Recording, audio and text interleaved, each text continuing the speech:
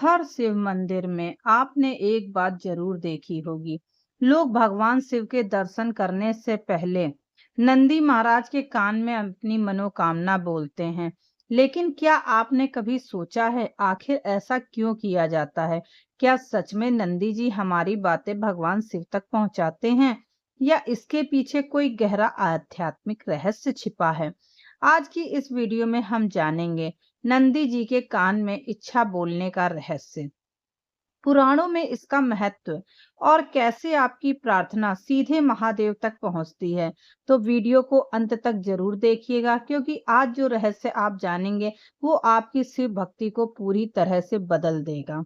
भगवान शिव के सबसे प्रिय भक्त, उनके वाहन और कैलाश के द्वारपाल नंदी महाराज।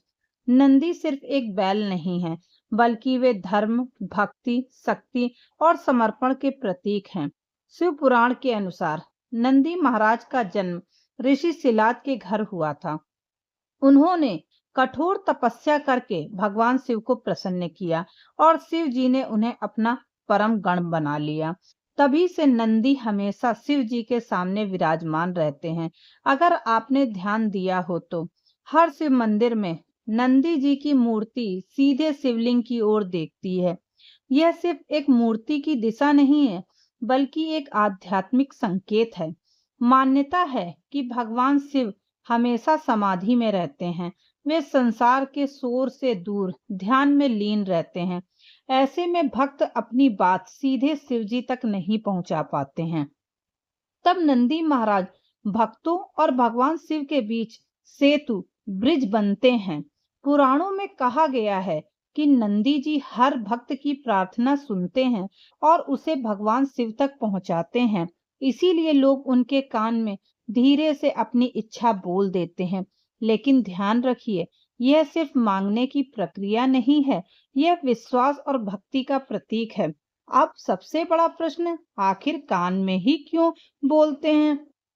इसके पीछे एक गहरा रहस्य है। हिंदू धर्म में माना गया है कि धीरे से बोली गई प्रार्थना सीधे ब्रह्मांडीय ऊर्जा तक पहुंचती है।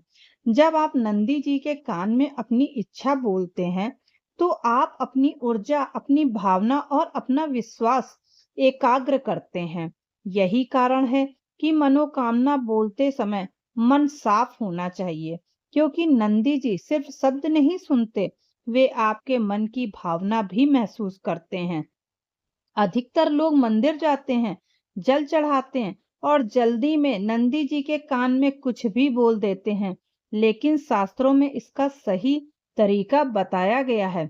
सबसे पहले भगवान शिव को प्रणाम करें, फिर नंदी महाराज के पास जाएं, उनके कान के पास धीरे से अपनी इच्छा बोलें।